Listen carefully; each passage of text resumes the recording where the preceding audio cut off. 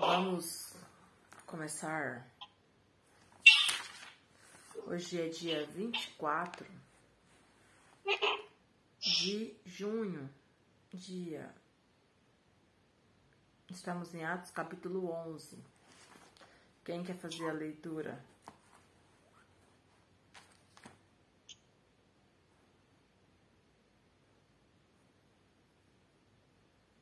Quer fazer a leitura, Rosiane?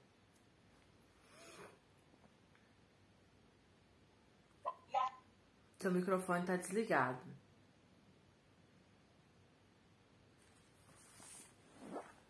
E agora, tá me ouvindo? Sim.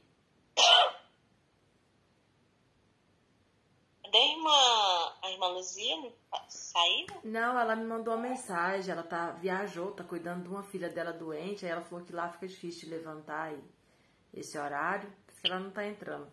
Só quando ela voltar pra Barra. Você quer ler, Rosiane? Posso. Então tá, Atos capítulo 11, até o versículo 18. Pedro justifica-se perante a igreja. Ora, ouviram os apóstolos e os irmãos que estavam na Judéia, que também os gentios haviam recebido a palavra de Deus. Quando Pedro subiu a Jerusalém, disputavam com ele os que eram da circuncisão, dizendo: entrastes em casa de homens incircuncisos e cometestes com ele. Pedro, porém, começou a fazer-lhes uma exposição por ordem, dizendo: estava eu orando na cidade de Jope, e em êxtase tive uma visão. Descia um objeto como se fosse um grande lençol, sendo baixado do céu pelas quatro pontas, e chegou perto de mim. E fitando nele os olhos, o contemplava e vi quadrúpedes da terra, feras, répteis e aves do céu.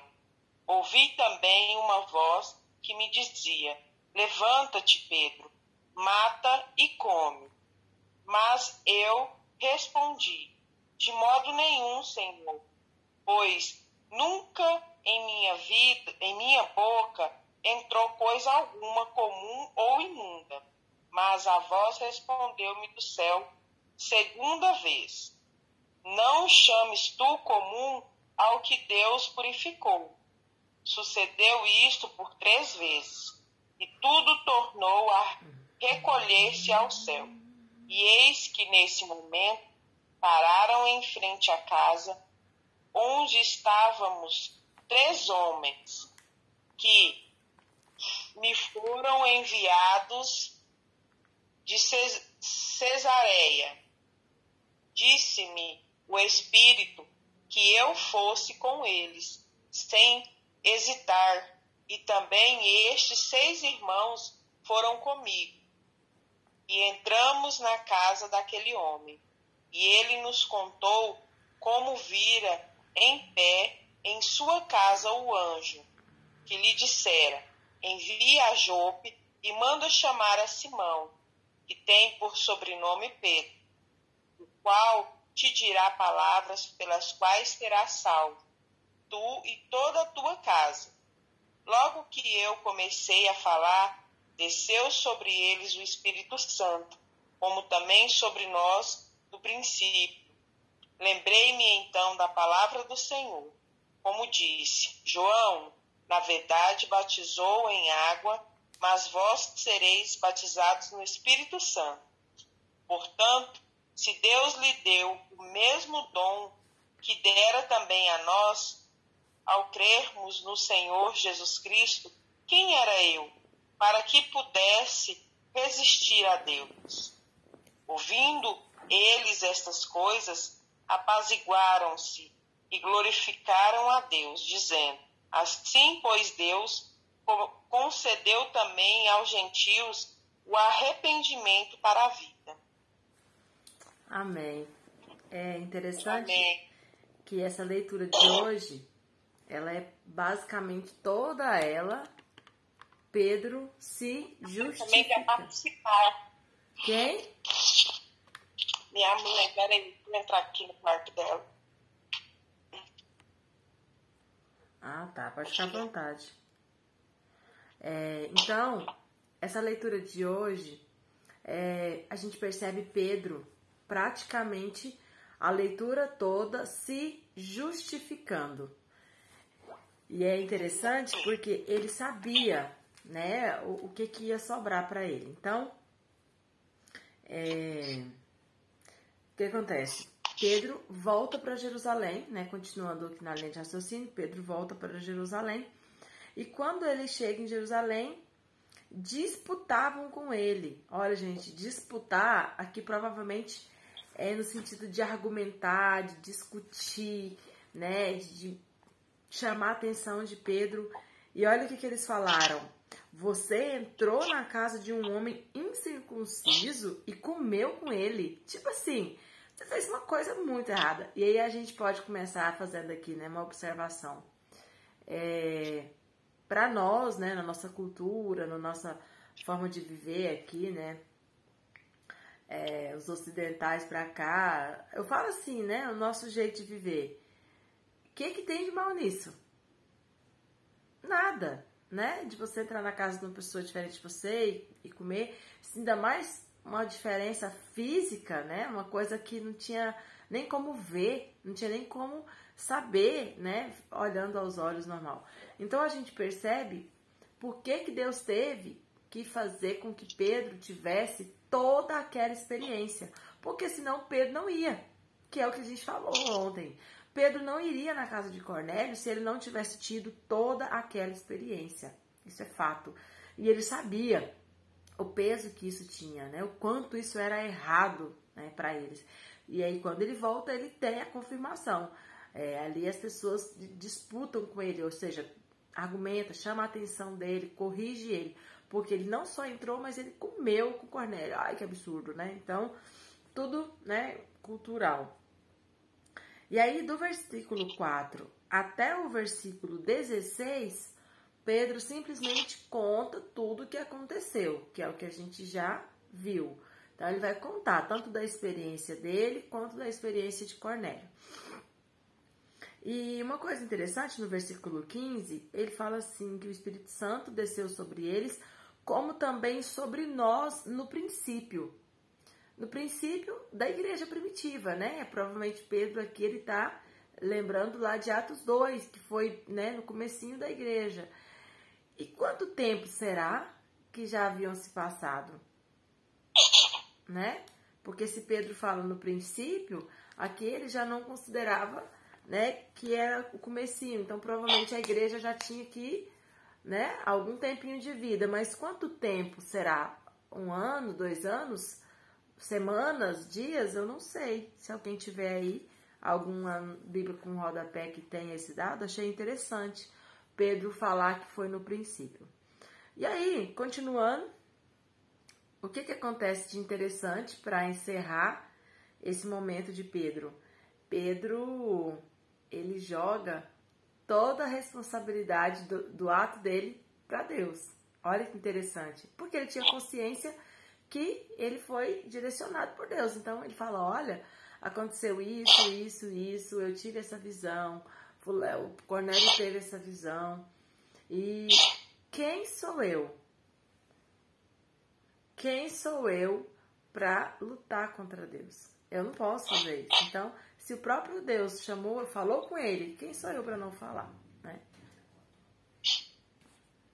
Só um pouquinho, moço. Tá lá carregando. Então, eu achei interessante esse comportamento de Pedro no sentido da gente entender, né, quando realmente é de Deus. E aí, perceba que Pedro tinha tanta convicção quando ele joga para cima de Deus a responsabilidade do que ele fez, que aqui no finalzinho, no 18, fala, assim pois... Não, aí fala, ouvindo eles estas coisas, toda a história de Pedro, fala que apaziguaram-se, ou seja, né, ficaram calmos, né? Ah, então tá bom, então foi assim, Deus que mandou, né? Deus deu essa visão, então tudo bem. E glorificavam a Deus, dizendo, assim, pois, Deus concedeu também aos gentios o arrependimento para a vida. Então, essa experiência de Cornélio com Pedro, ela é muito importante, principalmente nesse aspecto, né, de abrir para o judeu essa visão de que Jesus não veio só para o judeu. Jesus veio para que através dele a salvação fosse revelada para o mundo todo. Ok? O texto de hoje é curto, né? Não é que é curto, é porque repete a história, então é simples de se entender. Alguém tem alguma dúvida, algum versículo específico que vocês queiram comentar? Deixa eu fazer só mais um comentário relacionado a isso aqui, em relação à missão, né, do povo de Israel. Me lembrei disso agora. A missão do povo de Israel tem duas palavras que a gente usa para a gente entender e que eles, de certa forma, eles receberam essa missão, não foi só em Jesus, eles receberam essa missão muito antes. Lá em Abraão, a gente já vê essa missão, que é a missão centrífuga. Tem a missão centrípeta e a missão centrífuga. Eu achei interessante pensar nesse aspecto, porque quando Deus chama Abraão, o que Deus fala para Abraão? Em ti serão benditas quantas famílias? Todas. Todas as famílias da terra. Então, quando Deus chama Abraão, Deus ele tinha um plano com a humanidade. Deus tinha um plano com todas as pessoas, até porque todos nós fomos feitos por Deus, criados por Deus. A grande diferença do povo judeu é que Deus escolheu aquela nação para, através dela, o nome de Deus ser espalhado. Por isso a missão é centrífuga. O que a centrífuga faz? Ela pega a roupa e joga para a lateral. Não joga? Ela joga. E se não tiver ali as paredes da máquina, a roupa voa. Então, era muito importante, Deus queria muito que o povo de Israel entendesse que a missão deles era centrífuga. E com o passar dos tempos, o que eles fizeram? Eles fizeram do monoteísmo uma missão centrípeta. Eles puxavam esse Deus só para eles, guardavam esse Deus só para eles, guardavam essa lei só para eles. Então aqui, nessa experiência de Pedro, é importante pensar nisso. Deus ele já tinha essa missão com a nação de Israel. E às vezes a gente fica assim, por que Israel? Só Israel que é escolhido. Por que só Israel que é amado? Por que só Israel? Não é que só Israel.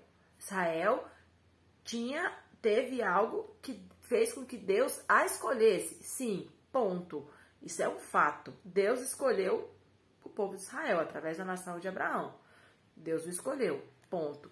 Mas não foi porque era só eles que Deus amava, só eles que Deus gostava. É porque Deus escolheu eles para desenvolver o plano de Deus. A missão de levar o nome de Deus a todas as nações, a todas as famílias. O sonho de Deus era de que através de Israel todo mundo viesse conhecer a Deus, viesse conhecer a lei de Deus, viesse conhecer os preceitos de Deus. Porém, eles guardaram esse Deus só para eles. Então, não deu certo. Então, Deus, dentro do plano já na eternidade, preparou Jesus. E se eles não aprendem, pode ser que teria dado ainda mais trabalho. Por quê? Porque Deus confiou essa missão a homens. Deus confiou essa missão a homens. Então era necessário o que aconteceu com Pedro, acontecer não só com Pedro, mas acontecer com vários discípulos, para eles entenderem, peraí, Jesus veio para nós, mas não é só porque nós somos os mais bonitinhos. Tem algo nisso aí. O que ele espera de nós? Ele espera de nós que através de nós, Jesus salve toda a humanidade. Então, a gente precisa sair. E aí aqui, começa aqui uma pontinha para tudo que vai acontecer, né? Que Paulo vai falar que ele foi chamado para ser pregador aos gentios, embora fosse judeu, mas ele entendeu que Deus esperava isso dele. Ele entendeu a missão né? E Pedro não seria a melhor pessoa para ter, às vezes, esse chamado. Baseado nesse comportamento de Pedro, você percebe que ele tinha muita dificuldade, né, com aceitar, né, os estrangeiros, os incircuncisos, né, como eles chamavam. Então, Deus precisava trabalhar isso neles.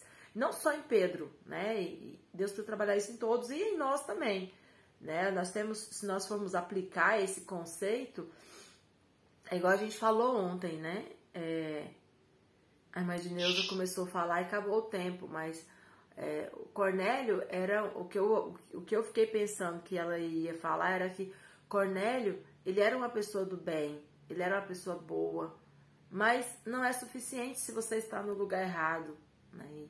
E Deus precisava trabalhar isso na vida de todos os discípulos para que desse certo, para que o plano, né, desse certo. E aí, o que vocês acham? Interessante que no final, né, eles aceitaram que Pedro falou assim, de boa, né? Não, ninguém contestou, né? Porque sempre tem algum para discordar, e aí Pedro falou, eles aceitaram, acreditaram, né? Porque Pedro jogou a responsabilidade da sua ação para Deus. Eu acho interessante quando Pedro fala, quem sou eu? Se Deus falou com ele que eu ia lá e que ele ia ouvir a verdadeira palavra, quem sou eu para não ir? É claro que eu tenho que ir, né? E aí, igual eu falei, a gente precisa muito aprender esse princípio, né, de ter uma vida guiada por Deus. Quando a gente tem uma vida guiada por Deus, a gente consegue, entre aspas, entendam o que eu tô querendo dizer, a gente consegue responsabilizar a Deus por tudo que acontece, no bom sentido, tá, pessoal? No sentido de que, tipo assim, eu sei que Deus está no controle de todas as coisas. Eu sei que tudo coopera para o meu bem. Eu sei que Deus não me deixa só. Eu sei que Deus é quem cuida de mim. Então, quando a gente tem uma vida guiada, né, por Deus, a gente consegue fazer igual o Pedro falou, olha, né, eu vou fazer o que Deus está me mandando fazer, porque é Ele que cuida de mim, é Ele que me guia, é Ele que me guarda. Então, eu achei interessante esse comportamento de Pedro, de ter essa consciência de que era Deus que estava realmente na direção de tudo aquilo que aconteceu. Esses dias eu ia até comentar a lição atrás, aí caiu, né? Eu falei até sobre a minha sogra. Não sei, acho que eu estava até viajando. Que eu falei que a minha sogra é uma bênção, né? Que ela é bem... Aí esse tempo ela ficou meio doentinha, eu levei ela, tudo, mas a bicha é uma bênção de Jesus, né? Aí eu peguei e eu fico sempre quando eu tô emburrada com ela, eu fico uns dias sem ir lá na casa dela, mas muitos dias mesmo, né? A pirraçar ela também, né? Oh, glória. Aí o Gilvan pegou e falou assim, você tem que ir na minha mãe, não sei o quê. Aí eu falei, mas não vou ver se eu tenho. Ela falou, mas eu vai lá, vê ela e vem embora. Aí eu falei, meu Deus, comecei a orar, falei, Senhor, tem que ir, não tem jeito. Aí eu fui, ela gosta muito de conversar comigo, eu sei que ela gosta, né? Aí eu cheguei lá, nós chegou, conversou, aí eu vim embora assim, sabe, com o coração tão feliz. Aí eu subi na moto e comecei a pensar, falei, Edneuza, que tem vergonha de sua cara, minha filha. Quem que é você pra querer pirraçar sua sogra? Fiquei pensando mesmo, sabe? Eu falei, se mulher, você é uma cristã, que cristã é você? Você tem que vir visitar. Se ela pirraçar, ela é uma mulher que perdeu o marido há pouco tempo, né? Vive só agora, minha filha, cria vergonha nessa... Sabe, aquilo me... Eu peguei, nossa, gente, então, umas coisinhas tão assim, que a gente se prende, né? Sim. E que me puxa, assim, ir lá, visitar, só falar, oi, tá bom, e vir embora. E aí eu fico achando que eu sou alguma coisa, querendo pensar que ela já é de idade, né? Que eu tenho muito mais experiência do que eu. Mas você teve esse comportamento nesse momento. É isso que a gente fala muito. Você teve esse comportamento nesse momento, mas em um outro momento você pensaria diferente, né? E essa é o grande desafio de ser cristão. É nessa constante percepção. Peraí, mas né, por que eu tô fazendo isso? Não, mas por que eu tô vivendo assim, né? E isso não vai mudar. Hoje você teve essa convicção acerca desse momento. Daqui 1 ano, daqui 2 anos, você vai continuar se cobrando e percebendo comportamentos errados. E você vai falar, poxa, mas eu sou uma cristã E eu tô fazendo isso, e aí a gente para pra pensar, eu sou cristã há 30 anos, 50 anos e continuo, graças a Deus.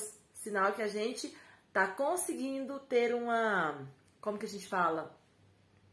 Uma autoanálise, né? A gente consegue olhar para a nossa vida e tentar perceber aquilo que nós precisamos mudar, né? Melhorar.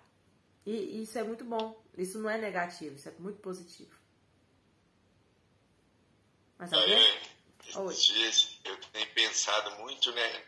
Eu tenho um certo... Tem época que entra uns trechos da Bíblia na cabeça da gente, né? Algumas coisas você lê aí você passa...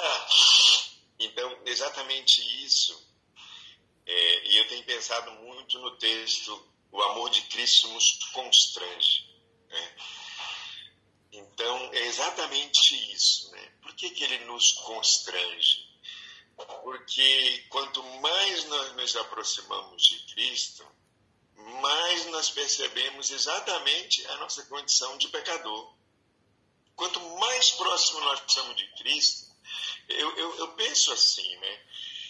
Quando eu me aproximo de Cristo, exatamente é isso que me constrange. Porque o que me constrange é o que é? O que me envergonha, é o que me intimida, é o que de alguma forma me entristece, porque me entristece no sentido não me deixa descontente. Então, por que o amor de Cristo nos constrange? Exatamente por isso, né? Porque por mais que a gente... Porque eu sempre penso assim, isso é tranquilo, a gente sabe, né? O sujeito se converteu, foi lá, aí ontem ele roubava, matava, prostituía e tal, fazia aquelas coisas. Agora ele não faz mais, né? Aí ele agora está de boa, ele já está com Cristo. Mas à medida que aí ele chega um dia na igreja, ele escuta um irmão falando assim, né? Isso aí, conheço isso aí. Essa carinha de gente boa aí, agora quer ser santo. Ou alguém conta pra ele que alguém contou, né? Aí ele já não mata mais, né?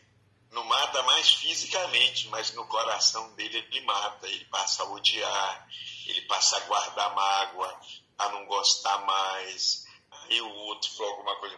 Só que aí num determinado momento da convivência dele, quando ele parar e se ele realmente for ler a Bíblia, ele vai ver que isso está errado. Então, aí eu podia fazer toda uma cadeia aqui que eu de vez em quando penso, que a gente está sempre saindo do maior e passando como se fosse uma peneira os nossos comportamentos.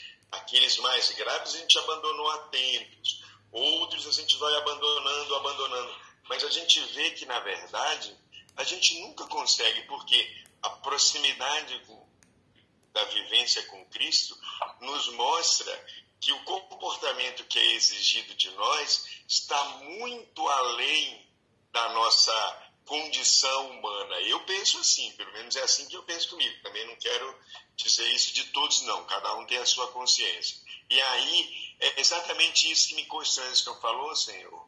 Eu penso que eu te conheço tanto, e se não for a tua misericórdia, eu não sou nada, porque eu não consigo. Vocês acreditam que a Dineuza não vai pirraçar as gradelas de novo? Vai! Vai sim! Entendeu?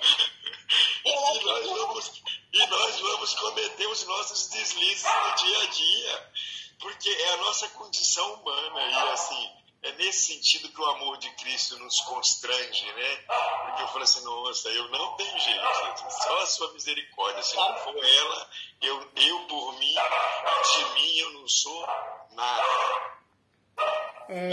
Vou dar um tapa na orelha desse cachorro, por exemplo, agora. Tadinho.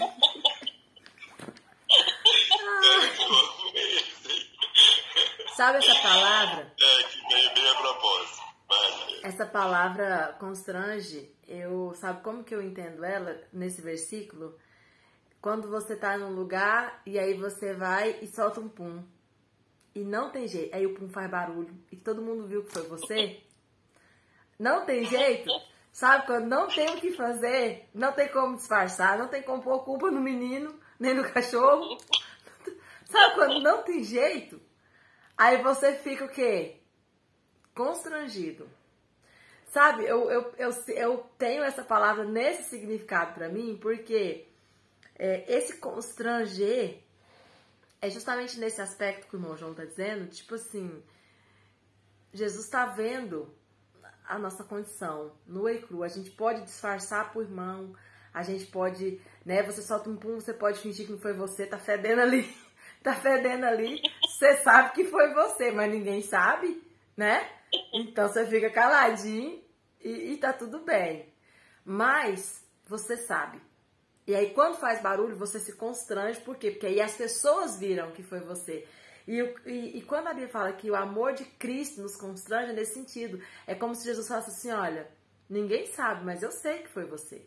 E aí você fica constrangido, né? E a ponto de tipo assim, poxa, eu não consigo esconder. É uma coisa tão feia. Ai, que vergonha. Como que Jesus sabe que foi eu? Irmãos, não tem jeito. O amor de Cristo, ele faz isso. Você vai ficar constrangido. Por quê? Porque ele sempre vai ver que foi você. Você pode esconder de todo mundo, mas ele tá vendo que foi você. E é igual, né, a irmã de Neuza. Pode ser, irmão João, que ela não vai pirraçar a coitada da sogra de novo. Mas pode ser que ela faça coisas piores. Porque às vezes esse problema ela conseguiu perceber. Percebe? Às vezes esse problema ela fala, poxa, mas que coisa feia. Pirraçando a coitada da sogra, pessoa de idade. Pra que eu faço isso? Não pode ser que quando ela tentar fazer isso de novo, ela vai lembrar da experiência e vai falar, rapaz, não vou fazer isso não. Vou lá, vou ter paciência, vou lá escutar a sogra e tá tudo bem. Mas ela vai fazer outras coisas piores do que essa. E aí vai ter outro momento que ela vai falar, pô, mas por que eu fiz isso? Coisa feia. Sou cristã, tô, né, lendo a Bíblia, tô aprendendo, tô ensinando. Pra que eu fiz isso? Por quê? Porque nós estamos nesse processo. E o exemplo do irmão João da Pineira, ele é muito interessante, né? Eu nunca pensei nesse aspecto. O grosso, a gente peneira, né? Ah, matar, roubar, é feio, todo mundo vê. Mas e o que passa da peneira, né? Que a gente fala muito. E a hipocrisia que passa? E o fingimento, né? Que passa, a arrogância. É o que mais tem, né, Daiane? Tem coisa que eu observo. É o que mais tem a tal da hipocrisia, né? Que a gente ouve, vê, observa, fala. Uhum. E aí, assim, tentando relacionar com a leitura de hoje, voltando nessa linha de raciocínio que a gente faz da caminhada cristã, da conversão, Pedro foi tratado nesse aspecto, mas existia vários outros que ele não era tratado ainda, né? Que é Paulo, né? E aí, esse teólogo, ele falando que, por exemplo, da questão de Pedro, né? Ele fala que Pedro, ele estava... Isso eu desconhecia, porque tem muita coisa que a gente desconhece, né? O cara que estuda mais aprofundado, esse cara, ele estava fazendo um doutorado e tal, em teologia. E aí ele fala assim que Pedro, ele sempre nos relatos, ele está na determinadas horas no templo.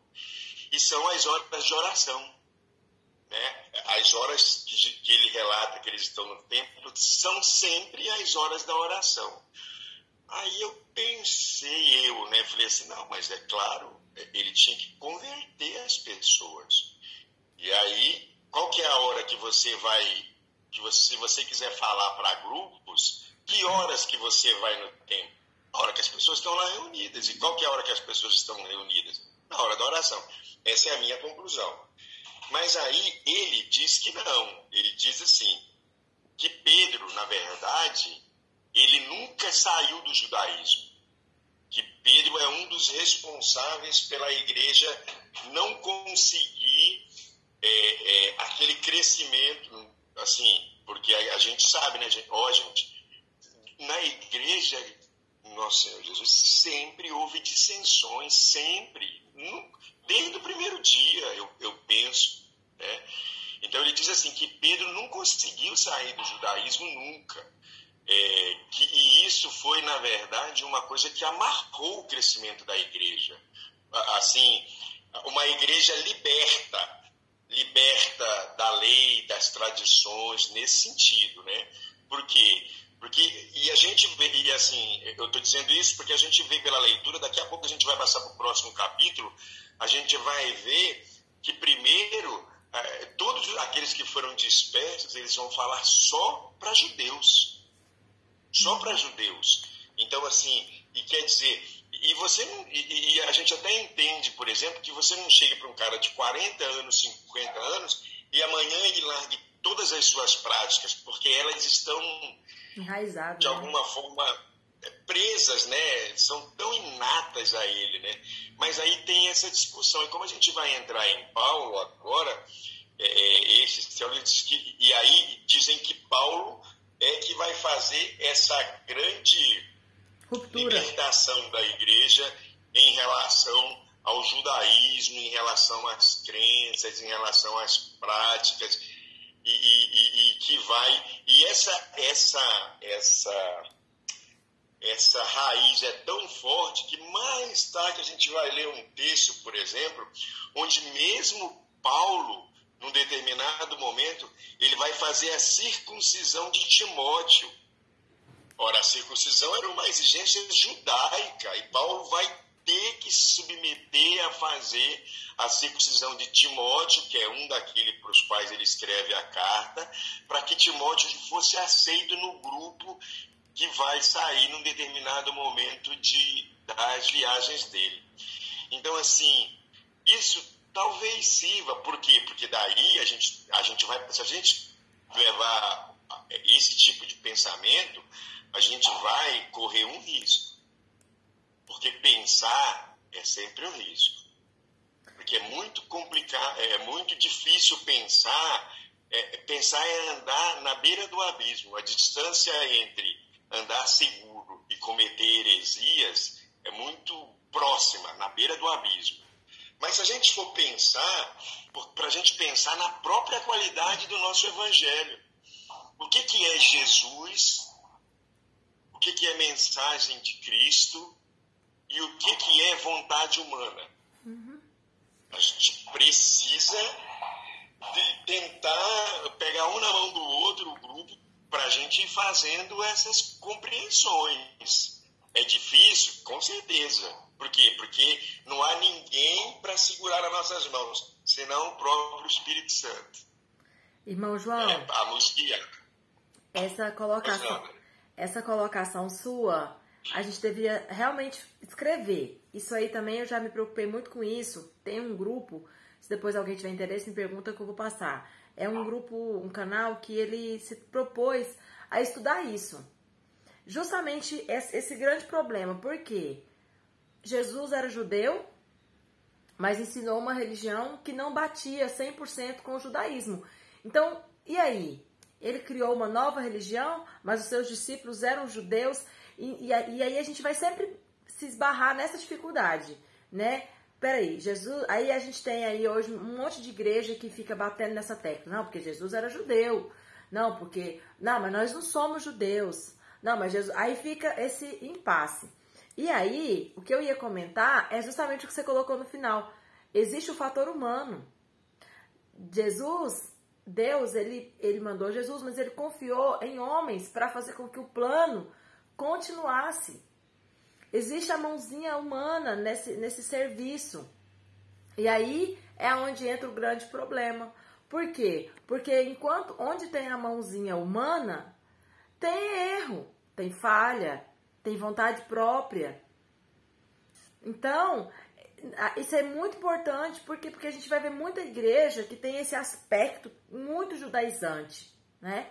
E quer levar a menorá para o templo, quer pôr um castiçal, quer pôr a arca, quer tocar chofar, e quer orar com a mitra, que chama?